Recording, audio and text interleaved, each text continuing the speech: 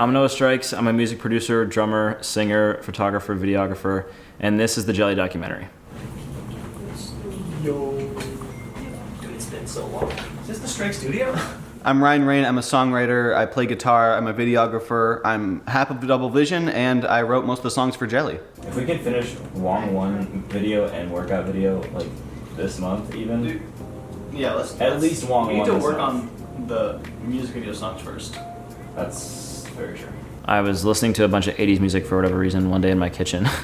And I was like, it'd be really fun to make an 80s album. We had just finished Mistletoe Love, which was our Christmas album at the time. We just wanted to do something more serious because Mistletoe Love was playing it safe. It really was. It was just a lot of like guitar stuff and not really experimenting with music, but we wanted to do something that was new. And Noah said, hey, let's make an 80s album. And I was totally in. I kind of already knew that it was going to happen one way or another, whether it was just me or if Ryan wanted to be a part of it too. Because this was before we had even decided to be like a music duo. I think at that point, I had initially just thought like Mistletoe Love was it for me and Ryan. I texted Ryan again, similar to how I did Mistletoe Love an exact year ago. And I said, hey, do you want to make an 80s album? And he said, I'm in. We didn't have a set plan going into this. We didn't know what we wanted to make, so we were like, 80s works, let's try it out. Did you bring the camera? Yeah. Okay, good.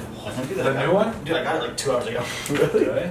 So before Double Vision was Double Vision, Ryan and I were trying to think of a name that was easy to remember, not too generic, and just like easily identifiable. We had Stars well into production. We were probably a month away from Stars, like the planned date for Stars to come out, and we were still trying to like figure out a name for Double Vision. And the main one was Indigo, but that was already taken by a bigger artist. It felt like we were settling. We had a few different names. I know the one that was like, if Double Vision didn't come up when it did, we were going to be called Fair Enough, which was like an inside joke between me and Noah. And that was supposed to be our band. Like we had a link tree for it. We were starting to get the domains on everything. Shortly after we trashed the Indigo idea, I think we were writing Stars, and Clooney and Zane and Ryan were over at my house. We were all just talking about things. We were trying to figure out what to call ourselves because it'd been this long now. We were really just trying to figure out, like, we kind of need something at this point. I was talking about a project I did for school called Ryan's Ryan, which is kind of like a Lizzie McGuire kind of just short film. And then I had mentioned how I had visions. Respectfully, what's happening? Respectfully, this is from Ryan's Ryan, the hit Lizzie McGuire spinoff. Oh. My short film movie thing from 2019. I have I'm gonna check to see if Rocket. Visions. And then Zane goes, Visions should be your band name. Visions should be your band name. Ooh. And you know, it was kind of a moment where we were all like, wait a minute, because we're kind of onto something here. Ryan and I both kind of gave each other the look like, oh. And by we, I mean Zane. And then I go back to Zane. I hope we could put the clip in here. Double Vision. Double Vision. And it's like, we get it. Like that was when we were like, that's like it. That's us. We are Double Vision. That is us. So we did some research, and I think it was, what was it, like a European something electronic duo was the only Double Vision at the time. Double Vision is a Spanish Euro dance duo. So we were like, okay, that'll work. You know, if we're trying to look back on it, probably not the best for like searchability, because if you look up Double Vision on any platform, it's like, I'm having migraines and my eyes don't work. I'm seeing double. But I think it's still just a really good representation of us because it just makes sense.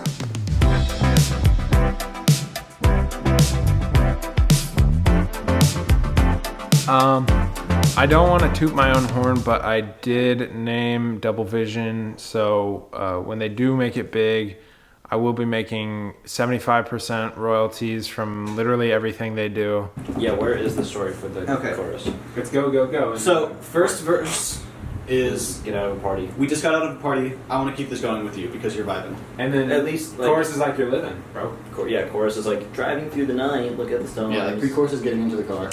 And then, right? Yeah, pre-chorus is like walking to the car, basically. A lot of it was like trying to figure out what kind of vibe we were going for at the beginning, because I know a lot of it was like really slow at the beginning. It felt like ballad types. It was a lot of like, we wanted to go piano heavy, like very reverby and like big.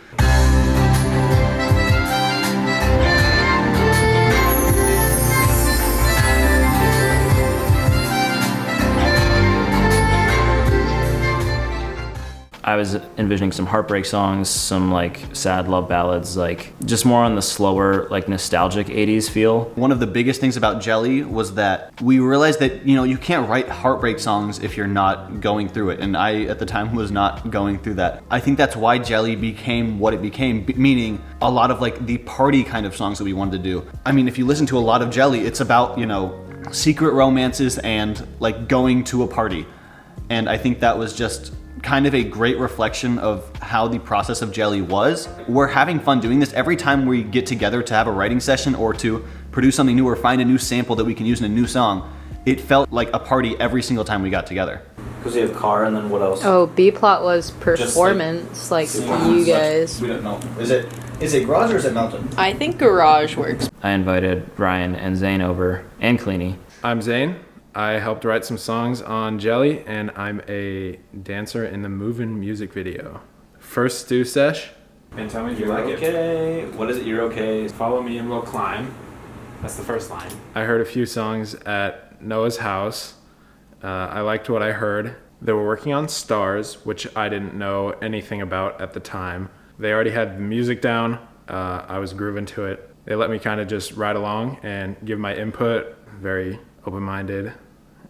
Listen to what I had to say. Here to stay, there's no you and me now, can't you see? It's hard to explain when you can't say only us now, because it has to rhyme with ride with me. Here to stay. Here to stay, it's just you and me now. It's kind of the opposite, but that makes more sense. That was the start of writing Stars, and that was sort of the first song off of Jelly that was made. Baby, take my hand, slow, slow, slow. Baby, take my hand and we can go, go, go.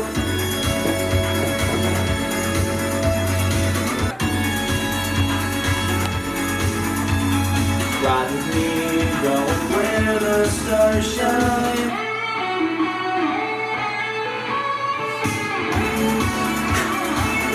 Where the stars shine. Chester cheetah chew chunk of cheese, cheddar cheese. Chester cheetah chew chunk of cheese, cheddar cheese. Chester cheetah chew chunk of. I just knew right away that group that was there was me, Ryan, Noah, Cleany. That group was a bunch of great people, and so the environment at Noah's house was just very positive and felt like we could get something done.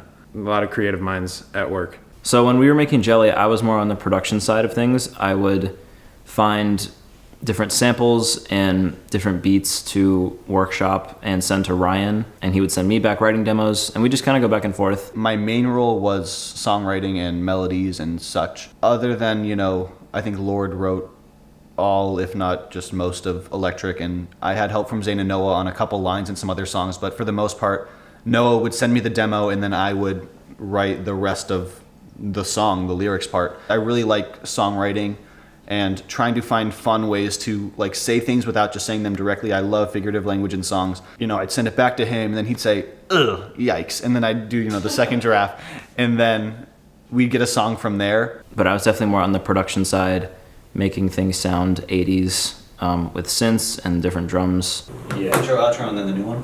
Yeah, that's it. We got intro, long one, wake up, workout, Whitney Houston, Feel It Coming, Versace on the Floor, Jelly, my song, outro, classic. So I guess we only have 11. What the hell? So the initial vision for Jelly was a little odd just because we were throwing everything to the wall to see what stuck. Have you done Wake Up? Like actually made it? I have not. That's the only one I haven't done. Okay. There was sort of like a first wave of songs that we had made. And I need to build out my sax song too. Is 80s, classic 80s done? No, that's the new one. Okay. We had, I think, 4 different like demo songs that we could choose from, and they all had crazy names. We had like Wong One because we misspelled song. We had like Wake Up, Wake Up, Wake Up. It was really like trying to find the sound we wanted for one, Double Vision, but also for Jelly, because if Jelly was going to be this big project, we kind of had to start strong with it. If we get everything done on time and we get 40 minutes, then we'll do that. Which ones are our long ones? Whitney Houston is like 4.5, I think. Or maybe Workout is 4.5. I think Workout's 4.5. Jelly is 4.5. Oh shit, hell yeah. Wong 2 is Wake Up. Or no, No, that's Space Beat. this is Space I don't think you have Wake Up. What a garbage song. We were still just really trying to figure out what Double Vision would end up being, especially with this album, because it was more ambitious than anything we'd ever done before. It was a huge project. It was not just, okay, some Christmas songs that I've written in the past, and then we'll just put them all in one big thing and we'll make them in, you know, a few days that we spend together. This would be something that we actually spend an entire year on. Once summer was done, then we knew that we really wanted to get things going, because if we wanted things to happen at some point, they needed to start now. Oh my god. I need a second. God. Just use your stomach. I'm fucking like 110 pound man. I don't got a stomach. The first hiccup that comes to mind with Jelly was trying to figure out a good key for Stars.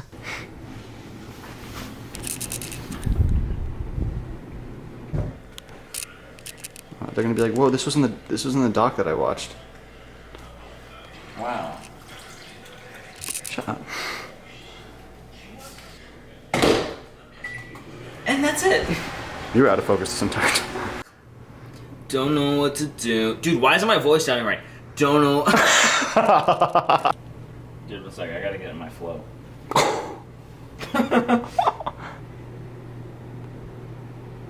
I'm gonna need the lyrics, man.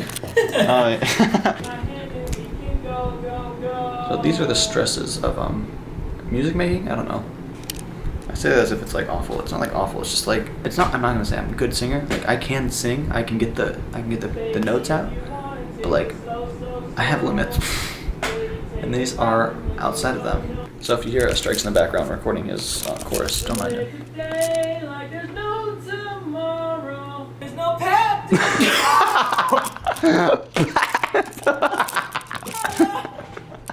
Dude, I think this is enough of a reason to rewrite the song.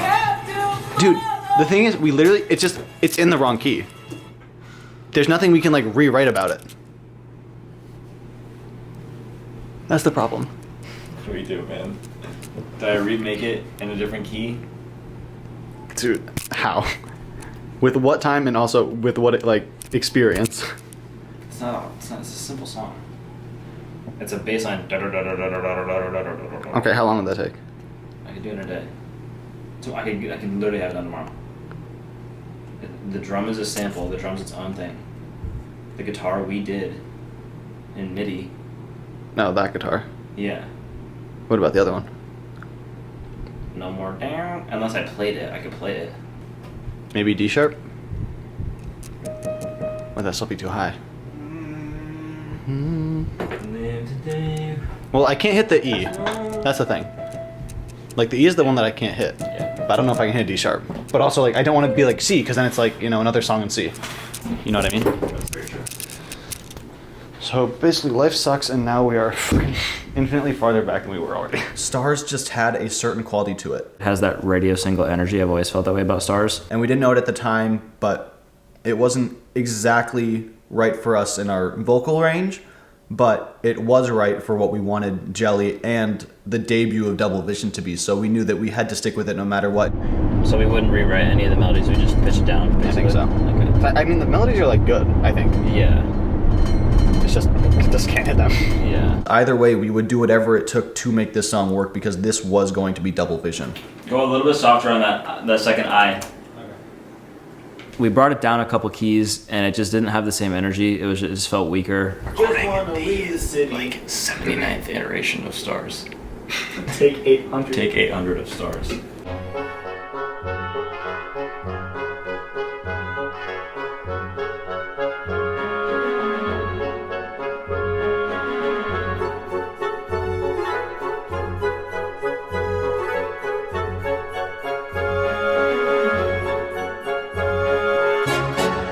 I think he sounds better than the other key. Well, it's definitely better than the other key. I think it's just iffy on your beginnings. I'll show you something different. I know you wanted to. Instead of just wanna leave the city and take you somewhere new. Don't want you saying never. Don't want you staying in. All I was looking for was a better Take You Somewhere name. And that one, you got it. The original key is the key it ended up being in. That's kind of why it sounds the way it does now, which is not the best. Even now, it's still not exactly where we'd like it to be, but you know, we can't exactly change our voices overnight. It just sounds a little awkward. It's Double Vision's first song, which makes it nostalgic in itself. Although it doesn't sound the best now, it has a special place just because it's Double Vision's first song. I don't even think at that point it was like, Jelly's done. We can't do Jelly anymore. But it was like okay, if we're going to move forward with this, we have to accept that there are going to be challenges and there are going to be things that we can't change at the end of the day.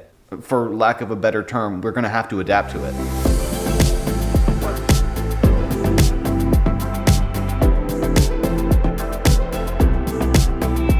Welcome to Behind the Scenes Stars promo. The plan is to get the smoke contained in an The area. plan is to cover this somewhere in the snow cabana with fog, and then I have a purple spotlight. We're gonna hope that it gives us better rays than my Philips Hue light. We had to make some promo for Stars before we shot the video, and that was done at Cleany's house, the same exact spot we shot the Somewhere in the Snow music video. Jelly. We got Jelly. And this is the running theme because the album's called Jelly. We've had Jelly at every studio sesh, except one, right? You forgot one? Oh! Zane is our behind the scenes man. Shout out Zane. So it doesn't get on you. Shout out Zane. We had to get all these blankets to cover this like gazebo type thing. Do we have clamps or anything? That would be a good idea. I probably have some at my house. Yeah, we'll have. Oh.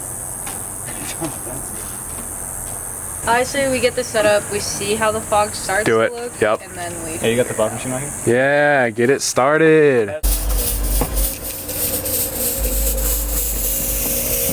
Tell us, what's happening on set? We are testing the fog machine, and that's the problem. No, shit, that actually is kind of sick. Is it? Yeah, Wait, okay, actually stand back in it, because now that it's pointing this way, If it points that like way, if we could do like a it's gonna be a lot. This light is good. Dude, check it out. very orange. So that looks cool. Yo, when you stand in front of it, it's so sick. That's what I'm saying.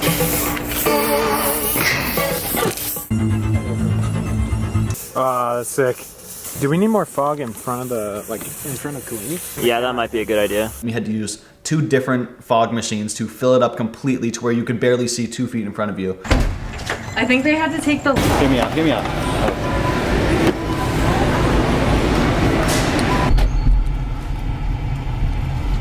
Yeah, like, look at that. We honestly probably need like 2 pumps for the whole shoot. That's sick. Yeah, look at that. Oh my god. We had one central light, and it was just a whole silhouette shoot of trying to disguise who Double Vision was, because at this point, there was no Double Vision. This was the big reveal. Are we ready? Yep. Am I good? More profiles.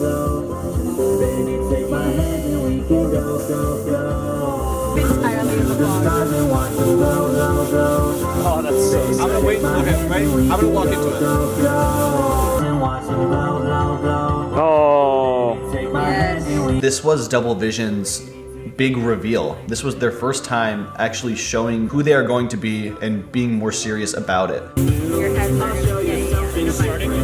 And so that night was really great for just trying to figure out who we were and how we would show ourselves to the world. Yes, perfect. Yeah. Perfect. It was also our first time really trying to market Double Vision. It was both like a Stars promo photo shoot and a Double Vision initial photo shoot, just like presenting Double Vision for the first time. We saw the trends that were going on TikTok at the time, and we said, okay, if other people can do that and blow up, we can do it too. It should be super, super easy. It wasn't. We thought, we're doing all these cool shoots. We might as well capture it all, both for, docs, horizontal, and TikTok vertical. So We made all the promo and we said, okay, we're good for now. Let's move on, and then let's actually start working on the Stars music video. Recording. Saying you're the one for can you help me bring drums? We went to my house and we took my whole drum set apart, took that downstairs into the garage. You can take this if you want to grab the pedal. Jelly time. Jelly time.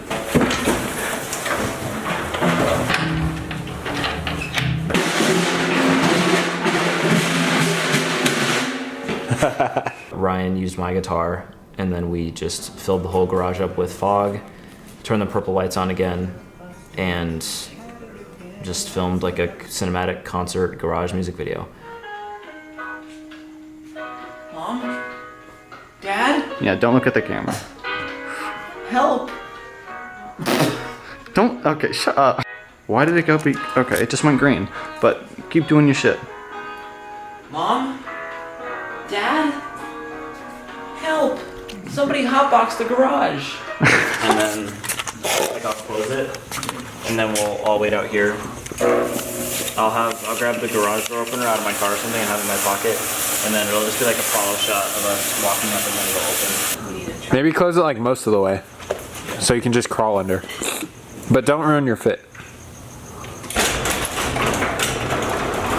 Oh no! Our garage, wait, also that light. That yellow light that comes on when the garage opens. Yeah. Here you go. Thanks.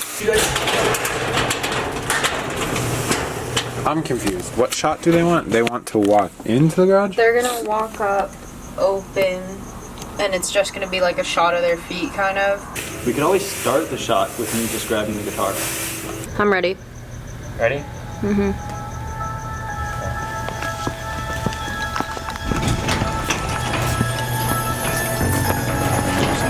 Yo, this looks sick. Is that good? Yeah. Can you get that real quick? Just like the setup. So that turns off and then it's you. And I'm thinking when the down now it cuts to it. Down, my foot. And then it can also cut through. Yeah. Ready? Yeah. And yeah, I remember I got the Double Vision Letterman because a lot of people wore Lettermans in the 80s, so I wanted a custom Double Vision Letterman. I still have it. Vintage, like traditional 80s, that's sort of like a reflection. You can kind of notice like the more traditional 80s elements in Stars. Do you want to try something like this?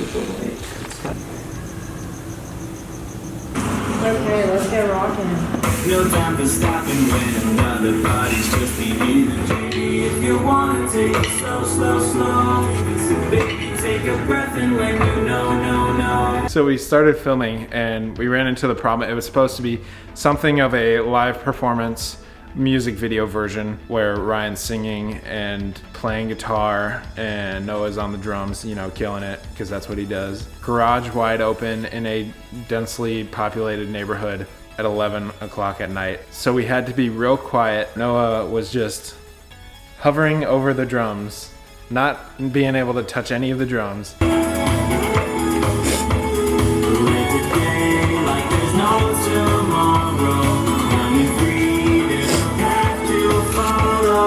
I'd say it was about as realistic looking as you could get without touching the drums.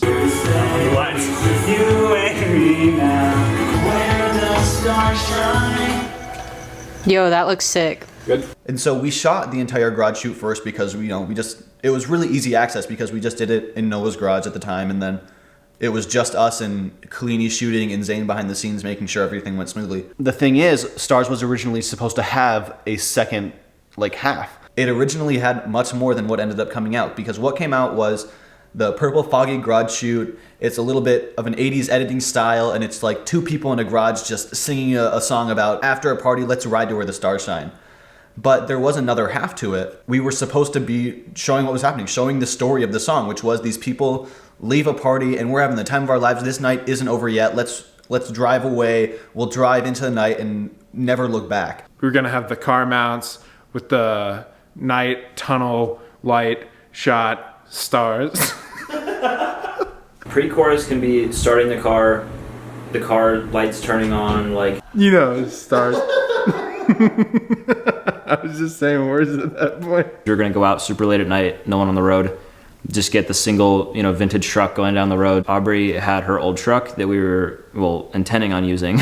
My name's Aubrey. I played Sandra in the Move In music video. I'm also Noah's girlfriend, and I was the choreographer for all the dances in Move In. I have a 1986 square body Chevy. Because you have car, and then what else? Oh, B-plot was performance, like you guys. We had our entire crew there, which, you know, luckily enough, it's not like we're at a point where we're paying for a crew. We had everyone there, and then the car wouldn't start. We can work around a lot of things, and Double Vision has worked around a lot of things in their career, but you can't work around a car not starting when the car is the video. Luckily, we recorded everything in the garage for the entire song, so we had a version of it to where we could do the entire garage. All things considered, since we had never done a car shoot before, it probably wouldn't have turned out as good as we would have hoped it would. I actually really like the music video. I think for what it is, it's very clean. I still really like how the Stars music video turned out. I think that we got some really nice shots, and I love the aesthetic of the video. It's kind of a little bit emotional,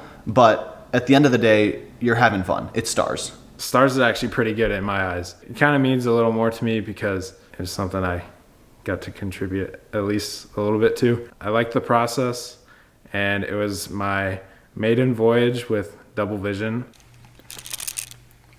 Noah's not having much fun setting up right now, so I'm gonna bring him his favorite chunky, munchy, crunchy treat.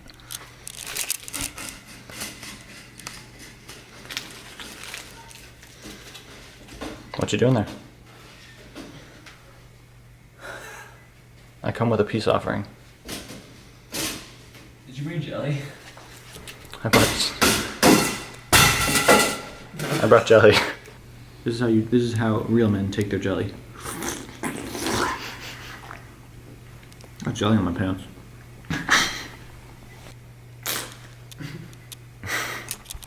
Yeah, everybody loves jelly.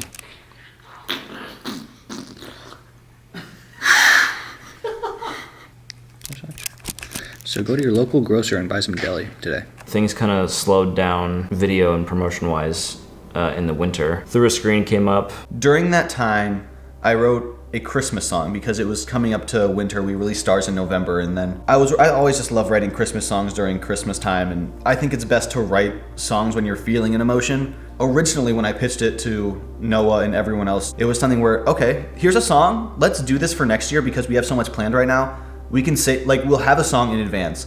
But the thing was, I accidentally wrote a song that was so meaningful to everyone in our group that it had to come out now. This was something we needed people to hear. Say Christmas season's not that long. Say Christmas season's not that long. Say Christmas season's not that long. It was a nice little break because it gave us a chance to say, like, hey, we're Double Vision now. We're taking things seriously, but we're not stopping anything else that we've been doing. We're still gonna do Christmas stuff. We're still gonna do the things that are not just we're having fun. We're still gonna make meaningful songs. Here's a little break. Here's a little taste of what we can still do. 3,000 miles apart.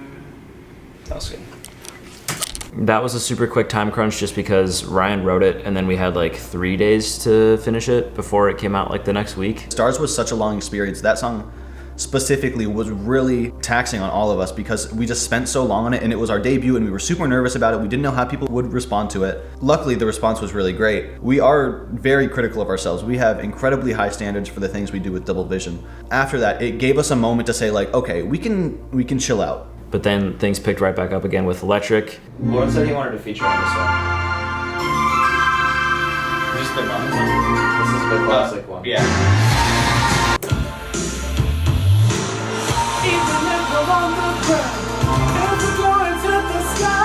All we need is here right now. Going to the sky. What is it? All we need is here right now. yeah. Electric was something where we were like, let's set a goal for ourselves. Let's release Electric before the year is over. It'll be the last song of the year for Double Vision. We'll have 3 new songs before the year ends, which is a lot for something that we've done in the past, especially singles, because we've done, you know, the single with the album for Christmas, but even then, those 3 songs alone were better than the 11 songs we did for that album. We had this little Christmas break, but we can still get things done. Whoa, even if we're on the ground, or if we're going to the sky. Somehow we ended up at Zane's house for the writing and recording of Electric. And we literally wrote the verses and I wrote the bridge the same night that we recorded everything. Can you back up from the microphone? Actually, put the whole mic in your mouth.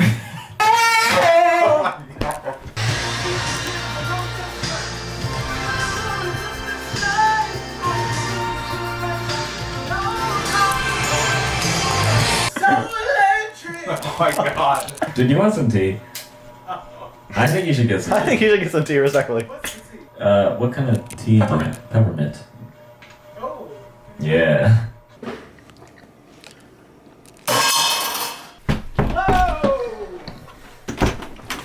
FBI, open up! Ooh, it's hot. Yeah, it's very hot. It's not poisoned. That session was fun. It was fun to actually work with Lord. We don't get a lot of in-person studio time with him just because he isn't in Arizona that much anymore. Did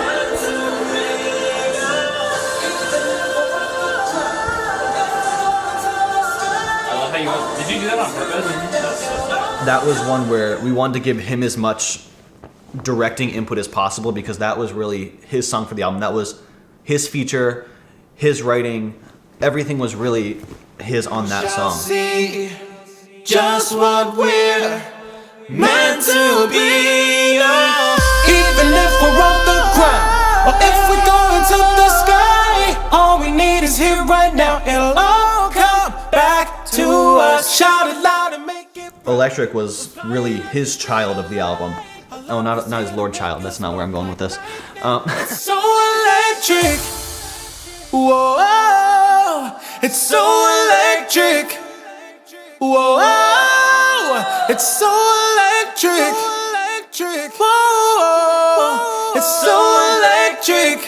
It was also a time crunch to go back up to that mountain and film promotion and the failed music video that turned into a lyric video. It is Electric cover art shoot day. I finished mixing Electric last night, so the song is done.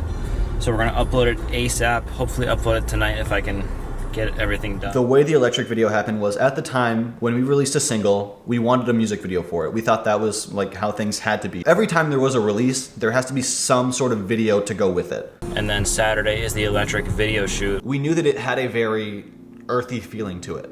We wanted to have like an earthy nature video, just like whatever, just on top of the mountain, like Electric, like it's a dumb idea.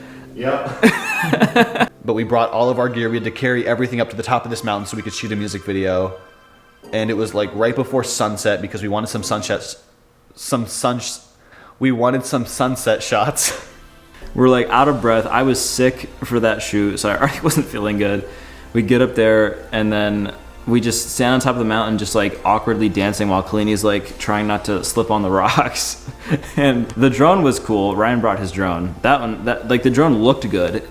It was good drone footage, but it's just us on the top of the mountain like it's like what are we doing? That's why that footage is blurred on YouTube and we turned it into a lyric video.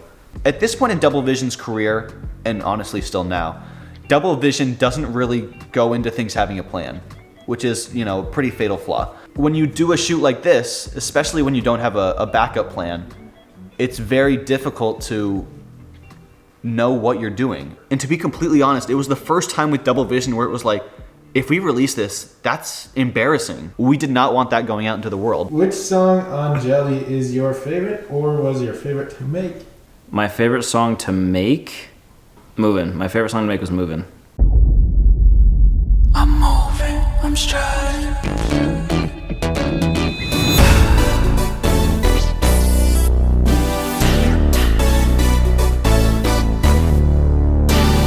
I cannot even begin to explain what Movin' has done to me mentally.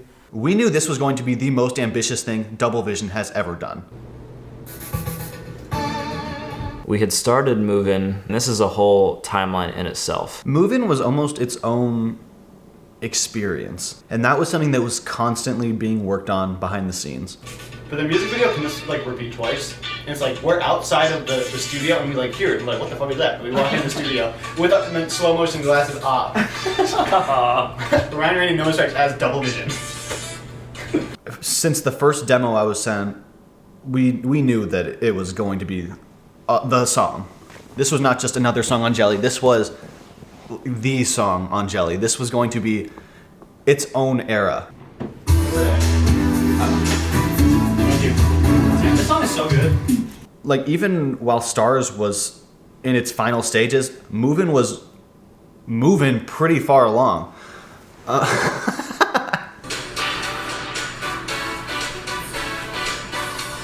I'm showing this to my therapist.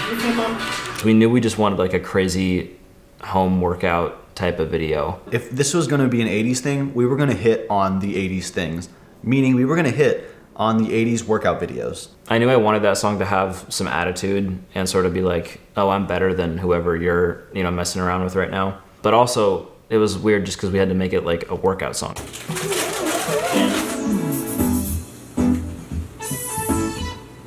Cheers. Jelly on set.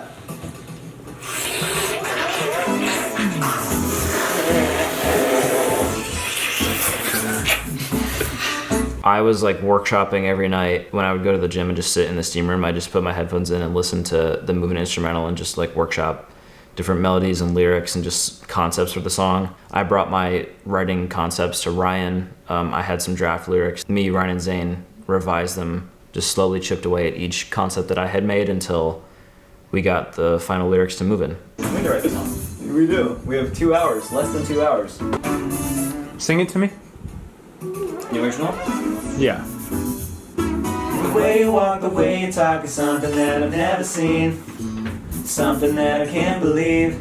The way you got me staring, I do like that. The way you got me staring, Yeah, I like that part. What's the new line?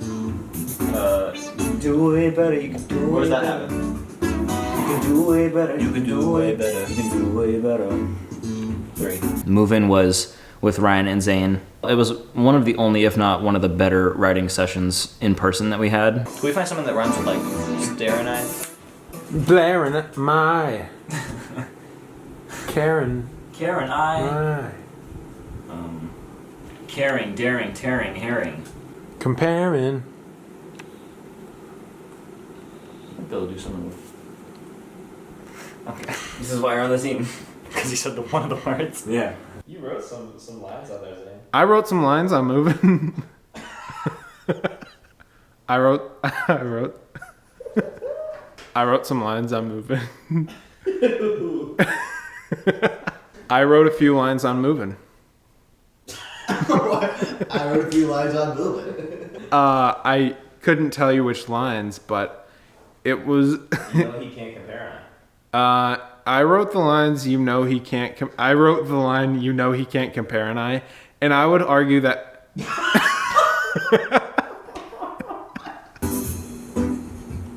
just need to fit a lot of context into like 2 lines. Do way better, do way better. So the story is you're trying to get the girl to not be with the guy. You got me staring, You can say like he can't compare an eye. Either that or just like he can't compare an eye. Something staring at. Compared to I. No, he can't compare blank. I mean compare comma and I. Are we leaving that? Are we doing convinces me or no? Okay, so are we leaving this section blank? Probably not. Because that's a lot. No. I want to say I'm stuck something. I can't. Staring. I'm stuck something staring. Wait. I'm stuck with you. I'm staring. Stuck on you. I'm staring. Can't compare an eye. I'm stuck on you. I'm staring. I'm stuck on you. I'm staring. I think it could work. We might have made a breakthrough. I'm stuck on you. I'm staring. I'm moving. Oh, damn! I've done it so long. I'm trying to have like 100+ vocal tracks. I'm trying to have like so many layers. Are you down? Some whisper tracks. Yeah, of course. Again, that's the weirdest shit I've ever heard. What the? That's the weirdest thing I've ever heard. It's groovy. Yeah, be like, yo, what happened? And it's like, oh. Could we bring one instrument on that point? Yes. Ow. What happened?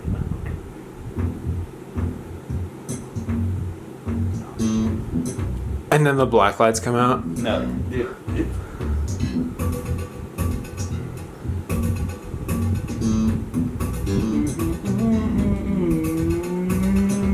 Yo, wait a minute. Wait a damn minute. Right? Dude, when it's plugged into the speakers in the room, Dude. it's so crazy. Corny. Corn? Sorry. Oh my god. You gonna film? Yes. And then recording was really fun because, at least for the ad-libs, I was just kind of doing like Michael Jackson type ad-libs, just like fooling around. And then I remember I bounced all the takes, and they all lined up with the song at different spots. And I was like, oh, this is actually sick. So all the like ta ta, that was all just like random, just me messing around in the vocal booth. I kept all those in, and then obviously all the harmonies, the vocal stacks, the whispers. I'm moving.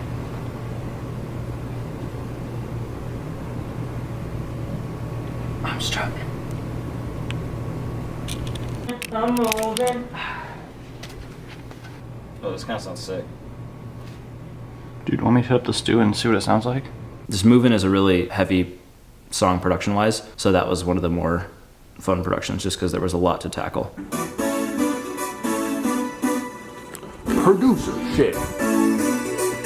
Howdy producers, Serum. We knew we wanted choreography just because so many of those, 80s workouts were choreographed, in quotations, just like synced up and people doing the same workouts. So we wanted that vibe. So that's when I went to Aubrey and I was like, hey, you do dance. Like, can you make us a simple enough routine to where a bunch of non-dancers can do this, but it still looks cool on video and it's still like good. I had no idea what I was doing. I was in dance in high school, so I was kind of in more of like a contemporary all-around dance and like kind of hip hop and stuff. But the examples that Noah had said of like home workout videos and stuff like that, I kind of started to get a feel for it. Yeah, she was super, super great with that process. And we were lucky enough to figure out a dance that everyone could do pretty easily. We knew what we wanted more than just, we'll be in a workout room. We kind of knew that this was going to be big. We rehearsed in our gym's dance room. Dude, make sure to get in frame.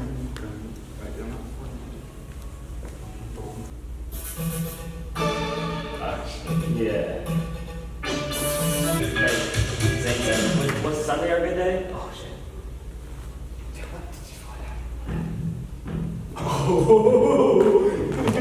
6, 7, 8, shimmy, shimmy, here, down, Butt out. No, butt out. hip out, Here. here, here, Butt out. hip out. Can you manage that? No. Okay. Done. Doing the rehearsals and stuff before move-in, the rehearsals actually went really well. I was kind of a little bit nervous for Noah and Ryan to learn it because I knew that they hadn't been in dance, so I was kind of a little bit nervous for them. 5, 6, 7, 8. 1, 2, 3, 4, 5, 6, 7, 8. 1, 2, 3, 4, 5, 6, 7, 8.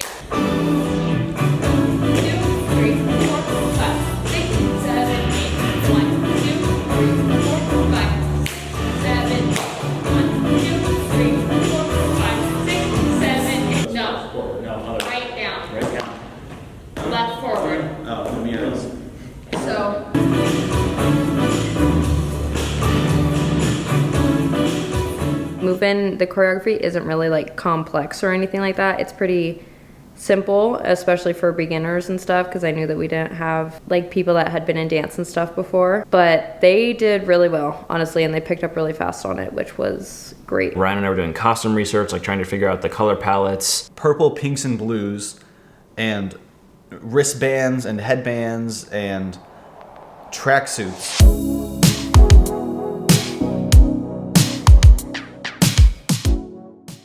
Oh, there he is.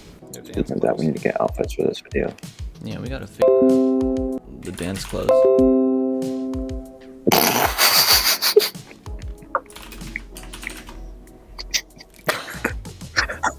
What is the vibe for the outfits? Dude, I don't know. What is this? Anyway. Oh, it actually was. I think this was the one that we're looking at. Is this the vibe? Yes.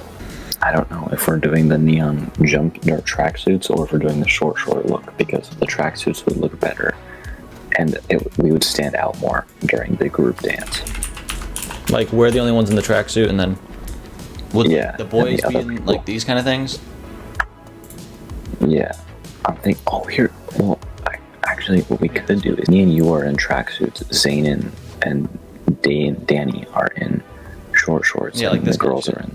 Yeah, and then the girls are in... but we're in tracksuits, we stand out. That actually makes sense. And then we can incorporate both outfits. And I think we get, like... Yeah, because we're in this kind of shit, right?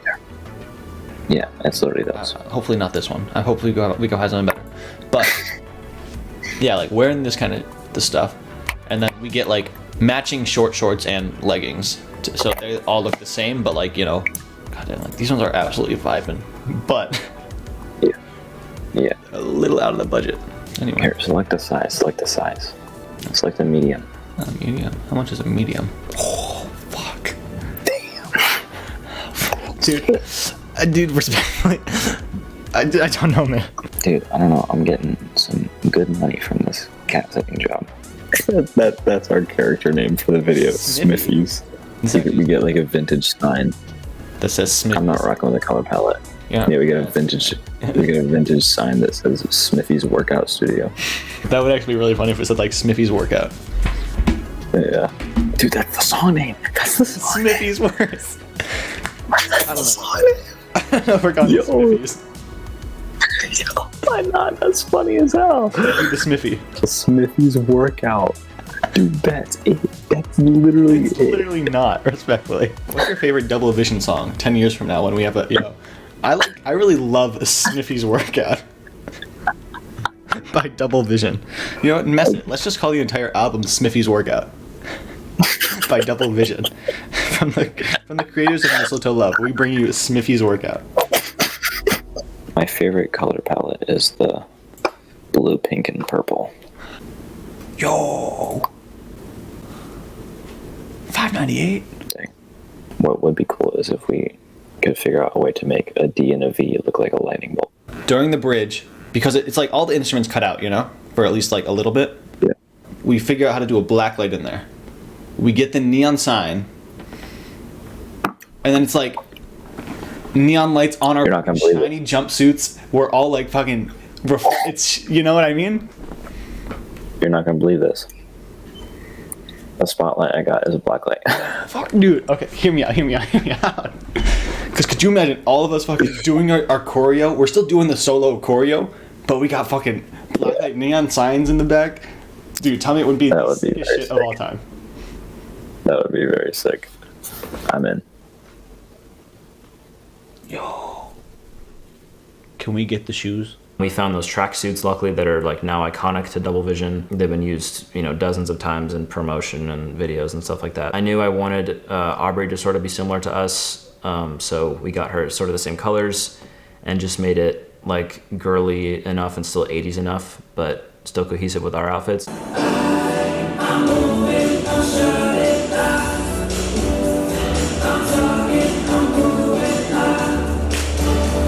We spent, I think, the end of September and the beginning of October choreographing with Aubrey and rehearsing in a gym dance studio. Another hiccup, I remember trying to get the move-in room, the yoga room for the move-in music video. I wasn't sure if we were gonna be able to get that. Yeah, that one was pretty bad. We originally tried to go through the same place we were rehearsing at the gym studio, and then they never got back to us. So I reached out to my high school film teacher, and she was able to get us the dance room at our old high school. So we were super thankful for that, because if we didn't get that, we really didn't know where we would go next, because it's not like you can just go anywhere and call it a dance room. We would probably have had to rent some yoga space or a gym studio, which, you know, Double Vision really doesn't have a budget. If we didn't find an alternative for this studio, we wouldn't have had a studio, and we probably would have had to change the concept for the video or just scrap it entirely. There was a lot of like back and forth and like what ifs, timing, and like making sure there wasn't a class in that room. And so while we were rehearsing in September and October, we were calling around, we were trying to get everything secured, we were going to costume stores, and we were very lucky that it was around Halloween, so it was like super easy to just drive to a store and get something that was 80s inspired. They had like the bodysuits and the like the tights and stuff. It was still a little tough trying to figure out how everything would fit together, because originally we had a plan for 2 extra dancers in the video. Initially the plan was we were gonna have 2 more girls on both sides of Aubrey, and they were gonna be in pink and green, and I'm really glad we didn't do that. We were kind of forced not to do that just because we couldn't find 2 girls that were willing to do that, all that for free, and just like be a part of it. But I'm kind of glad it worked out that way. I like just the 5, and it just looks a lot better. I like that it wasn't like too much, because I think it's like moving is like just enough. Something like Stars, it's just, 3 or 4 people, and that's it. And a lot of us really just aren't that busy anyway at that time. But when you're trying to get 6, 7, 8 people on set, all on a weekend that everyone is free, it's pretty difficult. Especially when it's not something that you're like, okay, you can call off work because we're gonna pay you for this. We're not gonna pay you for this. I think that's actually a good clip.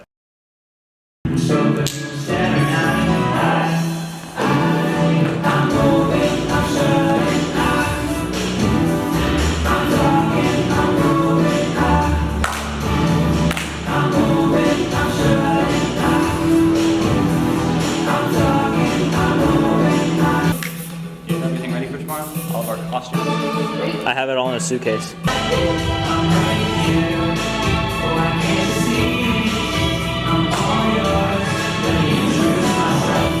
So I have most of the stuff ready for this video shoot tomorrow. I need to still pack up these lights and then get all my camera gear ready. It's gonna be a busy day tomorrow. Somehow we managed to get everything together. We got everyone available on the same day. We got the location for that day. We got there the day of. You are live. I'm goodness. Thank you, sir. If you want to zoom in, twist this. Oh, well, okay, cool. Yeah. It's so funky and so fresh, dude. Oh my goodness. I'm feeling smithy. Oh my goodness. Not very see-through. Are you? I am moving. But are you strutting though? Oh. Yo. Looking pretty schmithy, not gonna lie. Okay, Ryan's fucking it up. Oh my god. Ryan, you are unironically fucking this up. Like unironically, this outfit is a bop on you. Yeah, he's kind of rocking it, but oh, he is here. You're not fucking it up.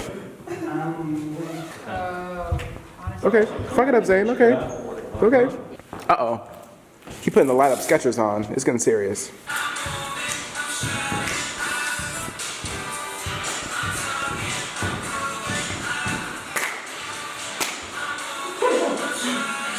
Oh my god. The only problem was that we only had, I think, 6 or 7 hours to shoot in the dance room because a class actually needed it for the time we would had to leave. And so we were trying to figure out everything in this 6-hour time frame.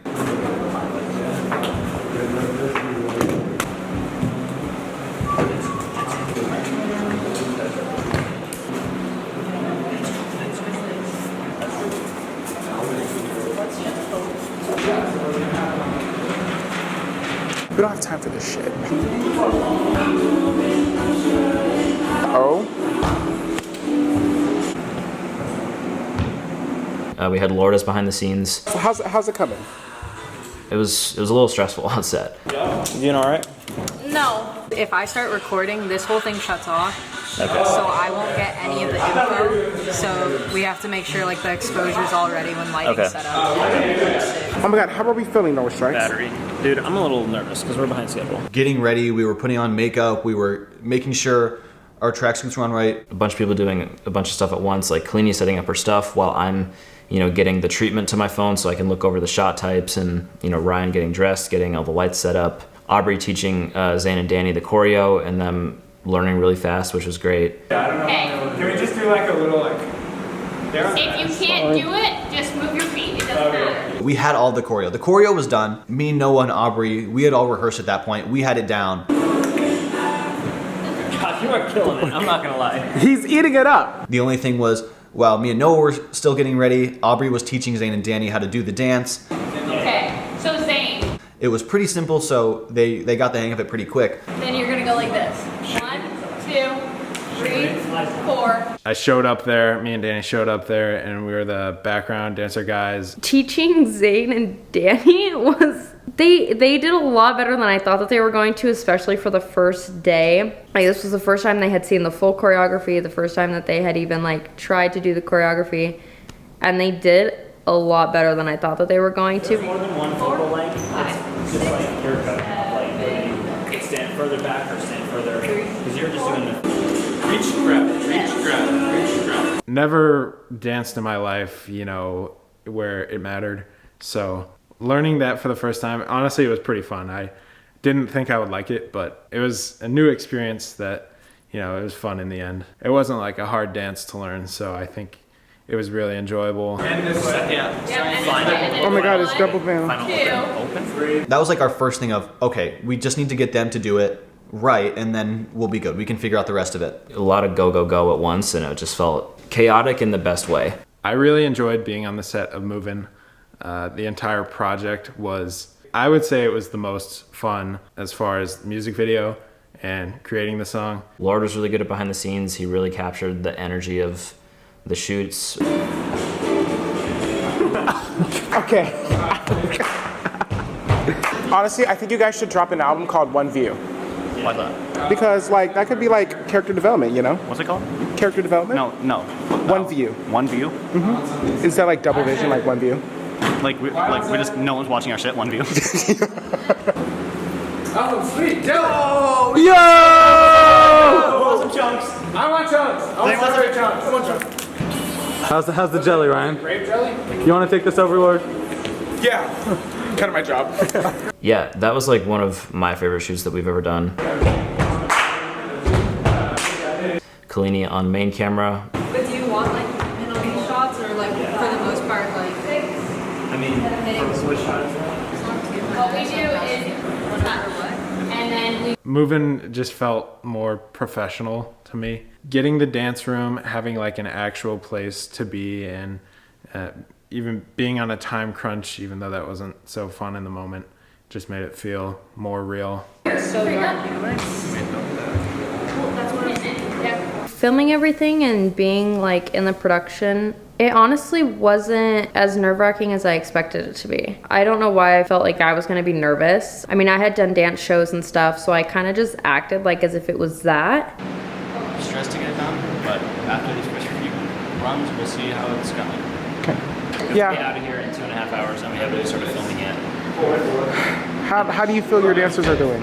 What? How do you feel your dancers are doing? They're doing well. I was worried, but they've got it. And so we had a ton of takes of the choreo from every different angle we could imagine because we didn't know how we wanted to edit it later. So we got every single angle imaginable. If one person messed up, we had to restart the entire thing just to make sure we had a version of everything going smoothly just in case. And so that took up a ton of time.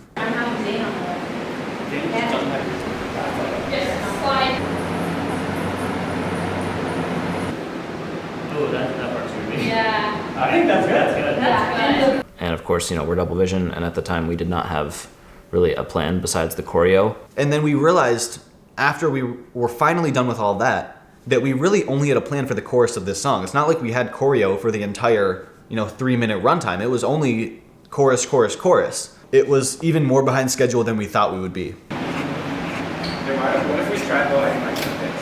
Yeah. So I'm gonna cut to us walking outside, and then it's gonna come back to her like on the ball or something like that. Okay. So timing doesn't really matter. We kind of figured out something. It's a big grand entrance for Double Vision. We pulled the glasses off in slow motion, and everyone's like, "Oh my god, it's Double Vision." We got a lot of B-roll shots of just everyone doing different workout things. We had the yoga ball, and we had the little 2-pound weights, and we had people putting their legs up on like the ballet. What's that bar called? The bar.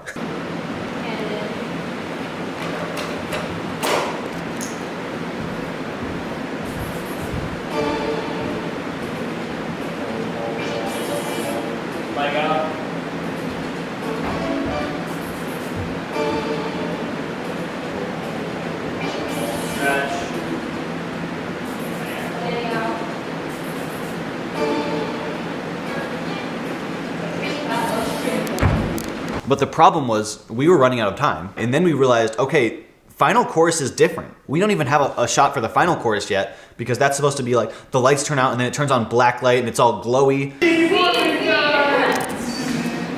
Oh, this is it. Speak close. I think you better. Hey, what? That's it. We kind of have to do this quick. We have to get the blacklight scene because if we don't, then we're not going to have a final chorus, and we only have today. Action! 2, 3, 4. Lights on, gotta do this shot. Lights out, sir. I think we don't have a second verse at that point, and we're like, okay, you know, we'll just throw in more of the B-roll, people lifting weights. We'll figure out how to make the blacklight scene look good, and we'll figure it out later because we have to leave. And we were packing up our lights and like changing out of our shoes and our tracksuits as this, you know, group of 11th graders are walking in and like trying to figure out how they're gonna do their final dance for class. Do we have everything? Yeah, I have your phone. Come on, that's a wrap. It is. Thank you guys for real. Like, thank you so much for doing this. And so we were done. Moving was over.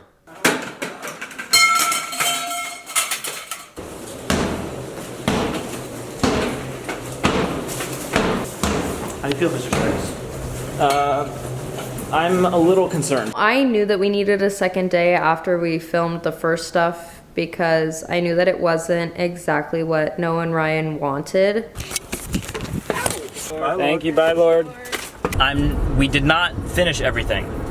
I'm not sure exactly what we did and did not get. That was in like mid-October that we filmed that. We had a long while to sit with the release of Stars and figure out what we were gonna do for Movin'. Movin' was a little far down the timeline, so we knew we had time. What ended up working out was somehow everyone's schedules aligned again, and we got access to the dance room again.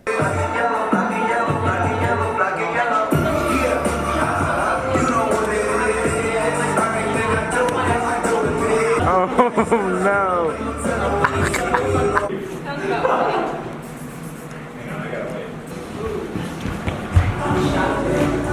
Well, yeah, it's 100% right now.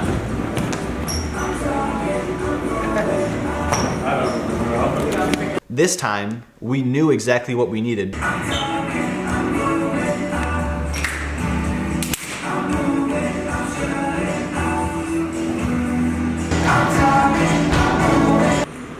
Danny messed that one up.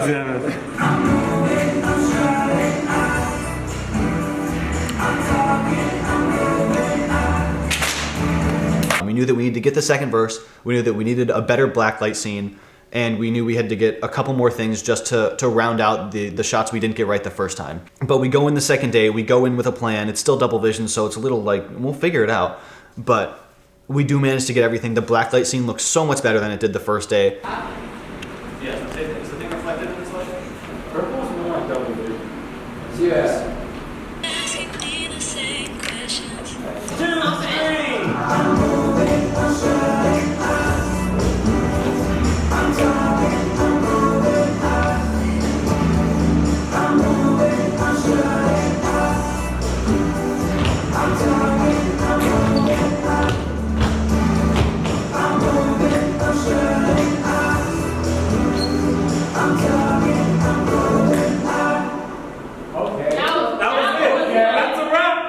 207.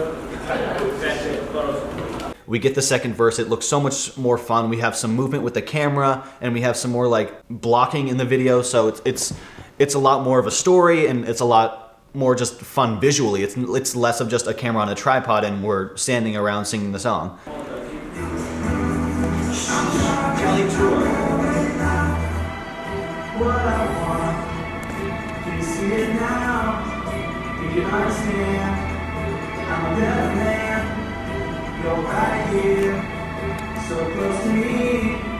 I'm so sure it's not myself moving. Kalini obviously killed the whole video. She's great at what she does. Movin' somehow comes out the way we want it to, which is kind of crazy because we've gone through such a journey. And the thing is, The second shoot day for Move-In was almost 2 months after the first day, and we had to make it look like it was shot all in the same day. So I'm sure if you look really close, there's probably some people's hair is a little bit different. Aubrey had, I think, Halloween nails in the first video. I'm sure if you look in certain shots, she probably doesn't have those anymore. For the most part, everything still looks smooth, and unless you're looking super, super close, it all looks like it was done in one shoot day. It was released on January 21st. It was great. Everyone loved Move-In. I still love Move-In. Move-In is an amazing song, a great video. And it ended fine. The video is great. I love that video with my whole heart. And then that was the last single off of Jelly. From there, it was just a matter of getting the rest of the album done.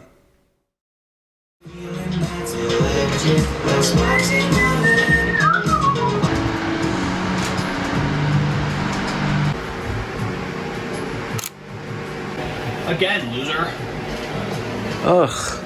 Moving forward, especially after we got done with the Move-In era, because Move-In was so big, we really decided, you know, Jelly's meant to be a fun thing. Let's keep it that way. If we keep putting deadlines on ourselves, we're going to just hate it. And we didn't ever want to hate Jelly because Jelly was like our first child. And so along the way, we kind of loosened ourselves and the restrictions that we put on ourselves. And because of that, I think the rest of Jelly was able to be what it was, and it was able to be so fun, and it was able to invoke the party feeling because we were able to have fun while we were making it. That's what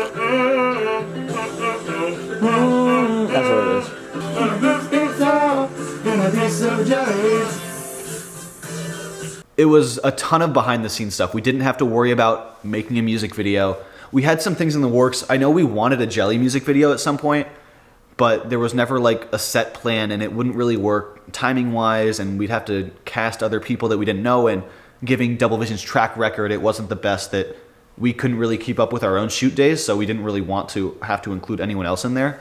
And so the Jelly music video kind of fell through. It was like if we get around to it, we'll get around to it. There are certain things where, yeah, it'd be great to have them, but at the end of the day, we kind of have to prioritize the actual music. That is the most important part of the album. Without the music, there's nothing to make a music video for or make promo for, because the music is the heart of the album. Give it flare, fist in the air. Don't you forget about me. Candlelight, side by side. That part's cool. I like that part. I would say my favorite of the non-single songs is probably Night Goes On, because that song is so Whitney Houston. It's so I Want to Dance with Somebody. I love that song with all my heart. I think it's a really fun homage to 80s. Because with that song, I really wanted to just go for everything 80s I could do. That song has, I think, 3 different 80s movies references. I know it has Ferris Bueller's Day Off in the bridge. Lift me up as the night goes on. Another round and round on a Ferris day off while everyone's gone. It has it has Dirty Dancing in the chorus, and it has, oh, what else does it have? Now it's only us two singing, time of my life until dawn, our song. Don't you forget about me. Yeah. And it has the Breakfast Club in one of the verses. Give it flare, fist in the air. Don't you forget about me. Grab the... So I really loved being able to figure out the special parts of those movies and put them into the song and just kind of be like, thank you 80s for happening, because those movies are so like special to me. I love those movies with all my heart. And so Night Goes On is really just like, I feel like that's the most 80s song on the entire album, because it's just like, it really is just, let's have fun. This is the 80s. It can be whatever we want it to be. These were like the movies that shaped my love for film. So if I can put that into a song that I create, like, why would I not do that? I would say Night Goes On and Stars are tied for my 2 favorite songs on the album. And Stars is just...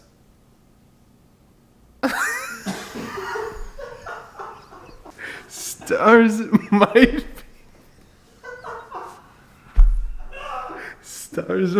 be the best song in the world. Night Goes On is that real 80s Whitney Houston vibe, and Stars was just really memorable to me to be a part of the songwriting process and the music video process. It just sticks with me, and it's a catchy song too.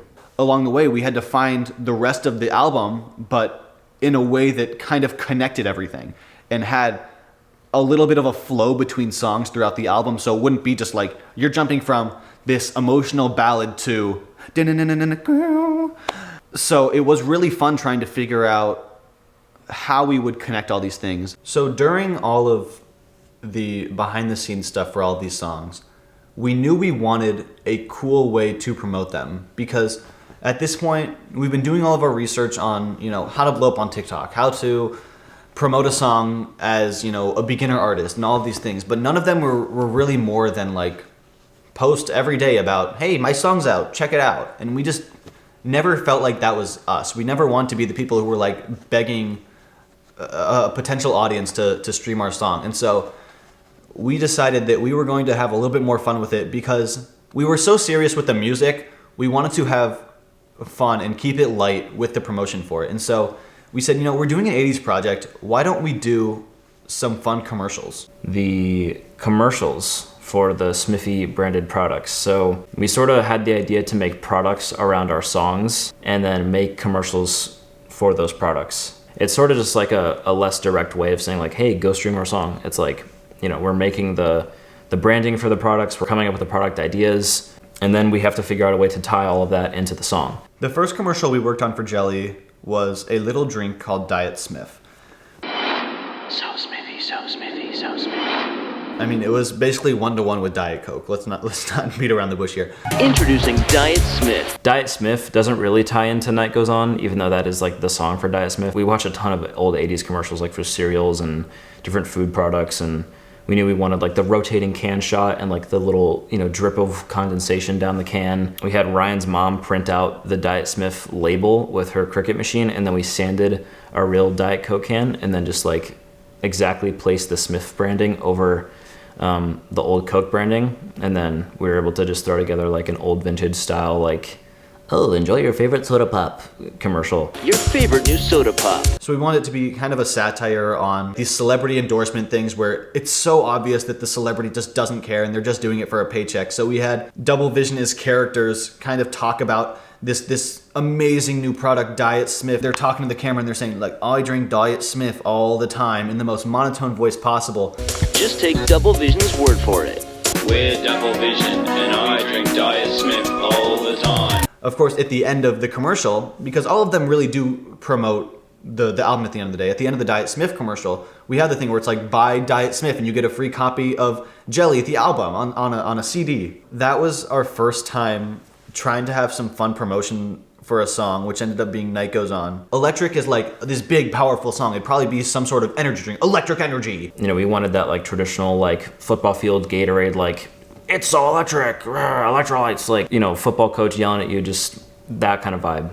Today we are filming the electric promo, which is a little juice box energy drink. It's so electric! I feel like you should be louder. It's so electric!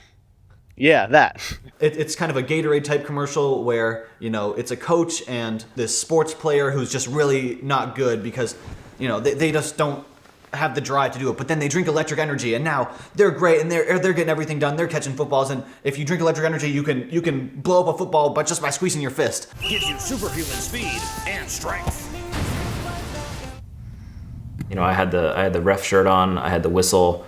Ryan's like the, you know, the PE kid who's like struggling. We had Orange Spark, our love is here to make us spark. You know, we tied everything into the lyrics and the songs. We thought, what would we want to see? If someone was promoting something, what would catch our attention? And we said, you know, if we have some wild sports drink video where there's an explosion happening when someone squeezes a football, I'm gonna look a little more into that. I might consider streaming someone's song because they're doing something out of the ordinary. They're not just doing what everyone else is doing. They're giving me a reason to think that they're different than everyone else.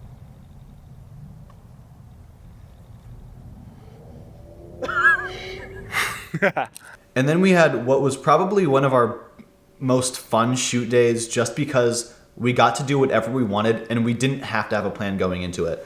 And this was the Smith Court Mall shoot.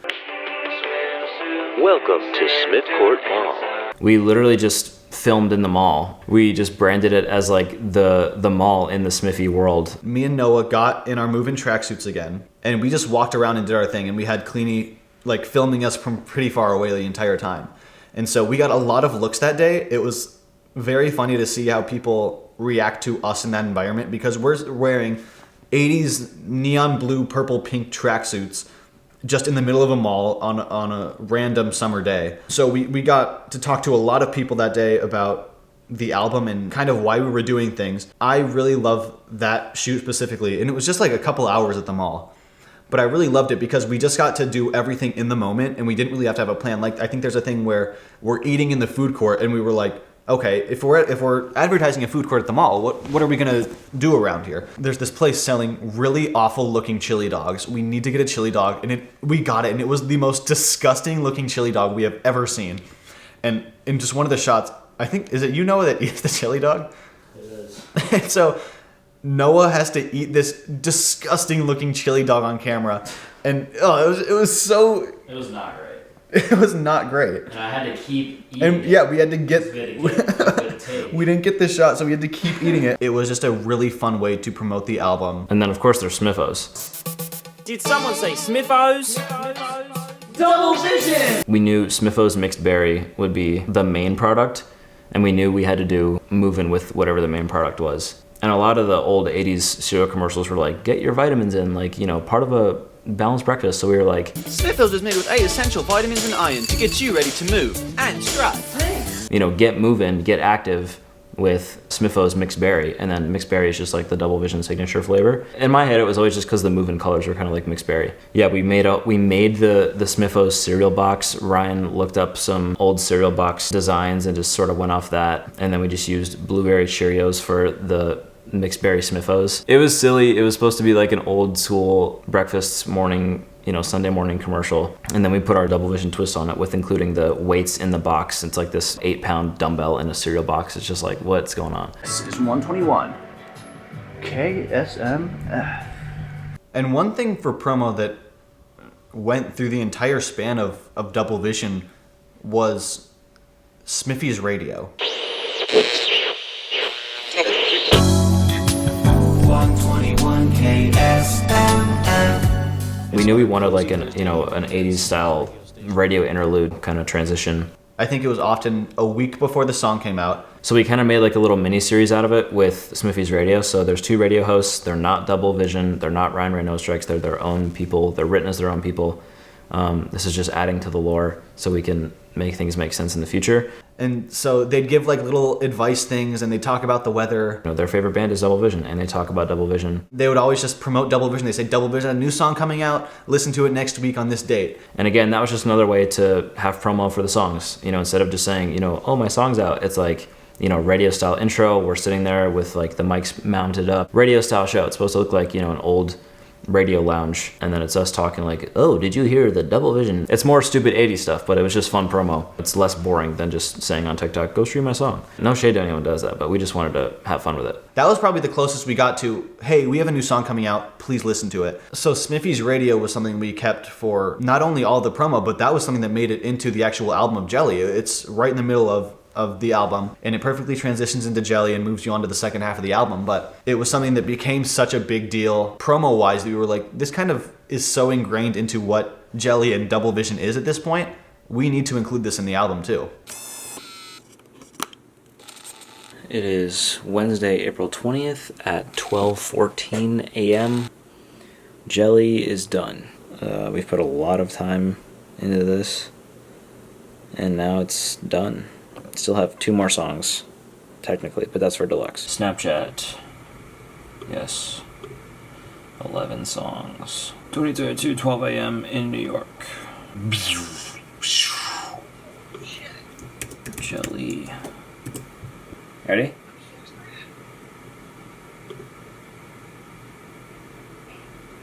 That was anticlimactic. Oh. Let's go. Jelly's done. That was actually sick. Alright guys, so it is 8:27 p.m. on Thursday, May 12th, 2022. 43 minutes until Jelly is live. I got some pre-release shitters, not gonna lie. This is like the first project I've actually been kind of nervous for. And I don't really know why. I think there's multiple reasons, but yeah, I'm nervous. It's out.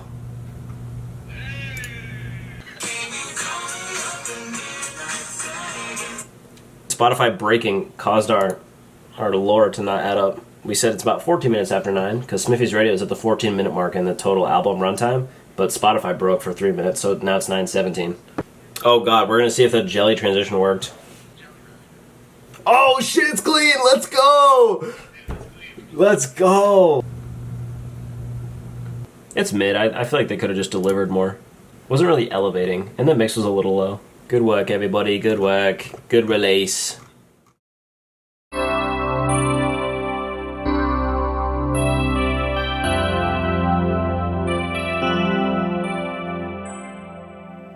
We're Double Vision. This is our song Jelly. Hope you enjoy. Jelly Live was shot at my house.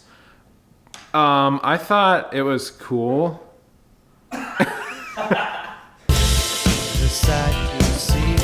That was one of the most live performances I've ever seen. It was so raw. It was so bad. Once Jelly actually came out, it had a better response than even we anticipated, because at that point we were super happy with the songs that were on it, but we had a bit of a star student on there. We did not know just how impactful Second Date would be as a song for the Double Vision timeline. If we did, we probably would have guaranteed it would have been a single.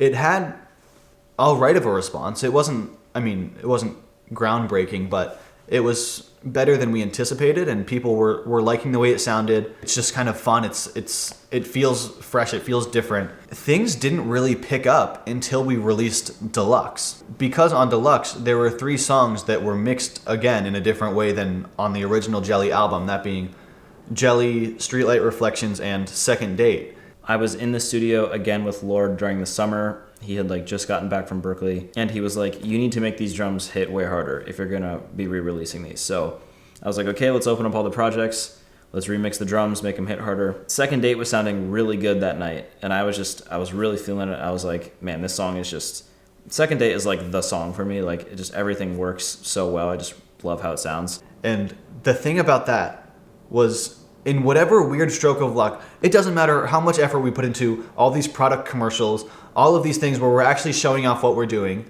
We had one reel on Instagram. Noah's in his room eating a Chipotle burrito. With the added punch to the drums, it was hitting extra hard. So I was like, let me just pull out my phone and just start vibing, just so people can know that I'm remixing the song and it'll sound a lot better. So I posted that to Reels. Like the first day or two, it got like 10 to 20K views, which at the time, we were having a little lucky streak on Reels, and like every reel was getting that many views, which was nice because it was right around album time.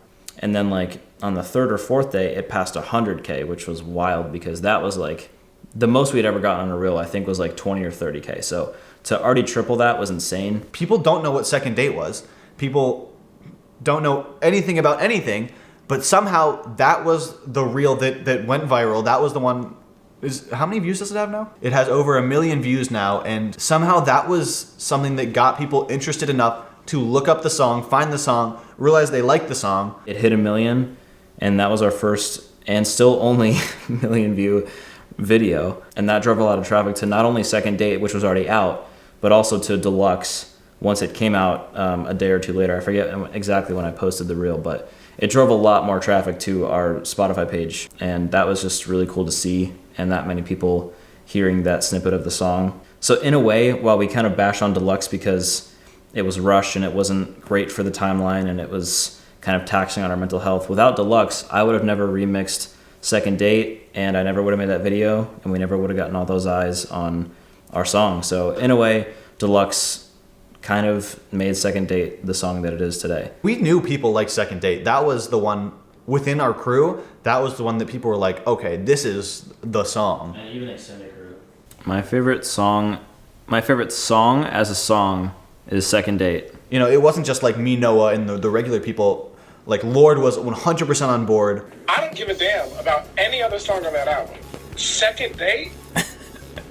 It's like the way you produce your voice on this song, it doesn't even sound like you're learning how to sing. Thank you. And that's a first. You're welcome. That's a first. This is your first song where you ate down on this song, Noah.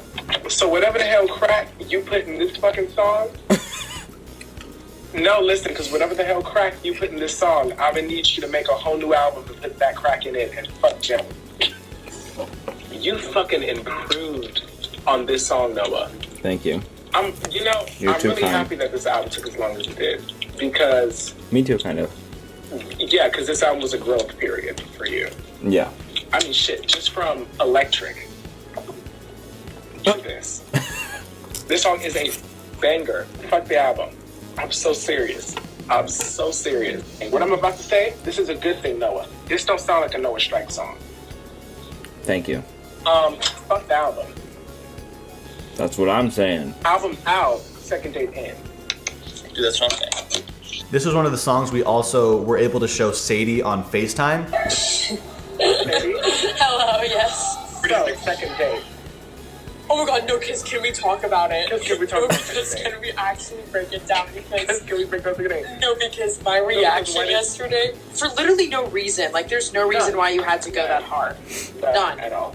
None at all. And she loved the song, which was huge for us because, you know, she has so much more experience than us with this kind of stuff that if she likes the song, like we knew internally that it was a good song, but now we really knew it was a good song. That's why Second Date is as big of a song as it is now, and that's why it's our #1 stream song, because of some burrito on Instagram Reels.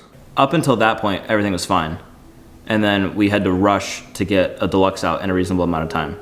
Jelly Deluxe was a little bit different because during the time of finishing Jelly, I was working on what was going to be Double Vision's next summer song for when Jelly was done. We really tried to condense everything into a really short time frame. Just because we didn't really have anything for deluxe, like no instrumentals, no lyrics, no ideas. And we originally had intended to include some cut songs on deluxe just because we had those songs and they were like songs. We were trying to like, okay, we have a scrap song, let's try to finish it in a way that's a song and then it'll be on deluxe. But we decided not to do that just because those still weren't done and we didn't want to rush those and make those bad. Within a month, we'd have Deluxe out. I think it was like a week after Deluxe came out, the summer song was supposed to come out. The problem was that we didn't really have a solid plan for the summer song, even music-wise, because if we at least had a song, then it would have been a completely different story, but all it was I had a song written. Jelly Deluxe kind of had to be rushed in a way that I wish it wasn't. You know, I wish it probably would have came out in like August or such, and we really had time to figure out what songs worked. If we had to make new songs, then sure, we can still be in this 80s era and work on new things and figure that out from there, but we didn't have to impose the deadline on ourselves along the way. A lot of it was we wanted to prove to ourselves that we were capable of doing something like this and capable of making something better than our last album. In addition to my Movin' remix that released in February, Seth also remixed Movin', which was really cool. It was cool to hear his take on the song. I sent him all the stems. He added a lot of his own production, which was cool. I was glad he didn't just stick to the stems and just like rearrange the song. He totally took it to a new level. So I was happy to have Seth a part of this project as well, just because he's sort of like, he's like the other person in the crew that, you know, he obviously lives in California, so we never really, I haven't seen him since 2018. So it's always cool to include him on stuff that we work on just because he is a really good friend and he's, you know, he loves everything we do. We love everything he does. And a lot of our creative visions line up, so it's always fun to have him a part of things. Moving On is supposed to be our way of saying on Jelly that we are not doing 80s music anymore, at least for the time being. It's unnecessary to know, but I specifically bounced Moving On with a harsh cutoff so that whatever we drop next as a song, it'll transition from Moving On into that new song. So the song definitely isn't out yet when this comes out, but when the song that transitioned to it comes out, listen to Moving On and then cue into the new song and it'll transition. It's pointless, but it's just a little fun fact.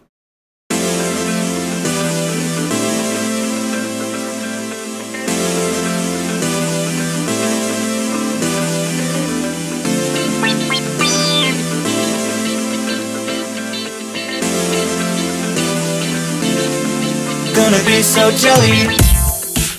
Jelly really helped me refine my craft in terms of songwriting.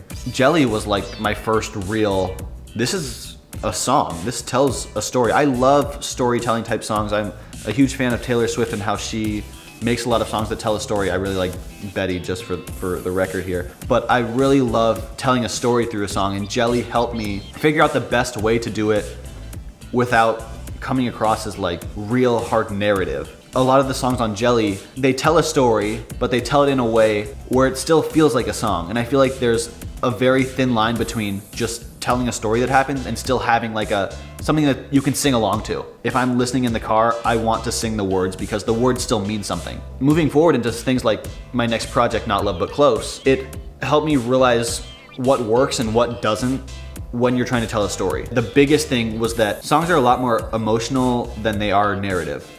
It's a lot more resonating with a listener or even, as a writer.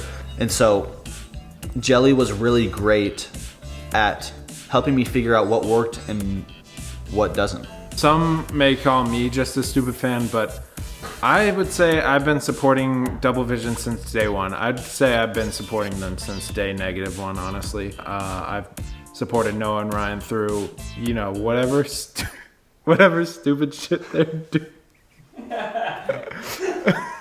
Yeah, whatever awesome things they're doing, I'm there right beside them. Which member do I think is better overall? I'd have to go with... I've seen Noah and Ryan grow a lot closer. They're great partners together to work on music, to be able to lean on each other. I feel like their friendship is just a great friendship that has really evolved. The differences between Mistletoe Love and Jelly, I feel like Noah and Ryan are showing a lot more of their skills in this instead of kind of playing it safe. They're just really showing how much their voices have improved, how much they've been working on that, how much they've been working on their own skills themselves. Yeah, I'm very proud of Noah and Ryan and the work that they've put out. I've really seen a lot of growth in both of them in music and just individually. I think they both have so much talent. I believe that they will continue to grow and get better, and I can't wait to see what happens as they continue to grow. Well, in terms of support, obviously Ryan, he's my other half for music, so it's okay. It'd be kind of hard to not have support from him and make things work. But really everybody, Aubrey obviously being understanding of me not being available all the time, and sometimes for weeks on end because we're trying to finish stuff or we have lots of shoots or just whatever the reason is. And I always try to make time for her, but sometimes it doesn't end up that way. And it is a lot when you're trying to, be in school and have a good relationship and make good quality music and film everything and mix everything and etc. Just when you're doing everything, it can be a lot. I'm lucky to have her be understanding of all that and support me throughout everything. And just having a good friend group is important too, like Lord, Zane, Kalini. They're all, part of the team, but they're also I'd be friends with them anyway. So it's they get it. We all sort of support each other, I feel like. Along the way, Noah was definitely my biggest supporter. He's my biggest fan. He's my #1 fan, always. He's just always DMing me saying, great job. I mean, no, it's obviously Noah because we had this shared love for Jelly. Without one of us, it wouldn't have been possible. So we were constantly encouraging each other and picking each other up when I couldn't write some words and when Noah was I don't know where to go next with this song. We were constantly figuring it out for each other. Other than that, I mean, everyone on the crew was just constantly amazing. Zane and Kalini and Aubrey and Danny when he was on Move In, and just everyone was surprisingly so supportive of a project like this, especially coming out of something like Mistletoe Love, which, in the moment, yeah, it was ambitious. We were doing our first real musical thing, but I mean, if we're being completely honest, we had no reason to expect or really deserve all of the support from people on the outside, especially before Stars came out. But when Stars dropped and there were all these people streaming it and saying, I love this song and when's the next one? After we had such a rough internal process. But the thing is, nobody else knows that stuff. Nobody else knows everything that went into it. They just know the final product. As far as everyone on the outside knew, it was exactly as we wanted it to go, and it was a smooth trip. And so I think the entire album wouldn't be what it was without the support of everyone along the way, proving to us that despite all of the troubles behind the scenes, the things that were really actually getting out into the world were still worth getting out into the world, and they were still better than we even thought they were, despite everything that went wrong along the way. Overall, Jelly was a great experience. It's one of the highlights of my entire creative career, and it's the work that I enjoyed doing the most. It still has its modern elements, it still has its double vision elements, it has all the inside jokes, all the setups we included for future projects. It's a great starting point for Double Vision, I think. I think we already are looking back on it feeling proud and glad that we did it, but I think in a couple of years it'll really be a great way to look back at Double Vision's first project in all senses, visually, sonically. I want to thank everybody out there for all the support on Jelly for that whole year, sharing and streaming and just enjoying the music. Yeah, just being a part of things and giving us these opportunities, and it gave a lot of good memories and good times, and it set us up for a lot of what not to do and knowing what to do for future videos and songs. Jelly will always have a special place in my heart. Guys, my heart bleeds with the love of you. I know that I can go to anyone in the Double Vision group and know that they will be there for me, and that they know that I am there for them no matter what. And I think this entire experience just really taught me a ton about music and about relationships and about video making, and just without it I wouldn't be anywhere near where I am today, and I wouldn't have anywhere close to the experience that I have now. And I'm just super grateful that this entire experience happened the way that it did, and that we had to go through all of the roadblocks along the way, because without them, if everything just went super smoothly and it was the easiest experience of all time, it just wouldn't have set me up for the future projects that we do. And I'm so hopeful for the things that we do moving forward with Double Vision, because if we can do Jelly with everything we had to go through with Jelly, we can do anything. It was cool to see us all put effort into this one thing and have it be the fun, memorable era of life and our careers that it was. That's a wrap. Oh, sorry. We literally have.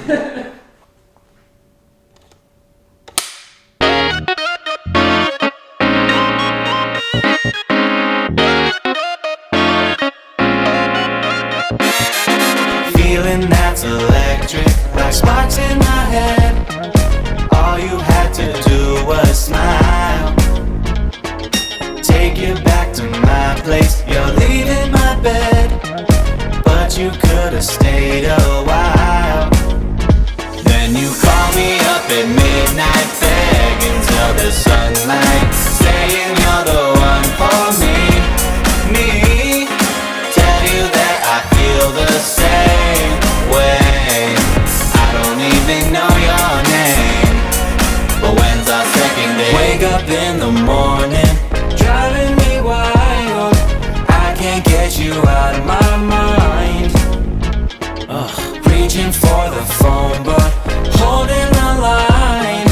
I just want you one more time. Can you call me up at midnight, begging till the sunlight, say that you're the one for me. Me, tell you that I feel the same way. I don't even know your name, but when's our second date? 138, we're passed out, hands behind your back now, all above and underneath. Tell me, do you feel it, daydreaming like revelry about the night you spent with me, staying up from 12 to 2, thinking about that phone call when you called me up at midnight, begged till there was sunlight, said you were the one for me. Me, told you that I felt the same way. Didn't even know your name, didn't even know your name. Call me when you're lonely, be my one and only. Recreate that first time spark, spark. Any night or any day, hey. I don't even know your name. Call me up or call me up. Call me up at midnight, begging till the sunlight, saying you're the one for me. Me, tell you that I feel the same way. I don't even know your name, but when's our second date?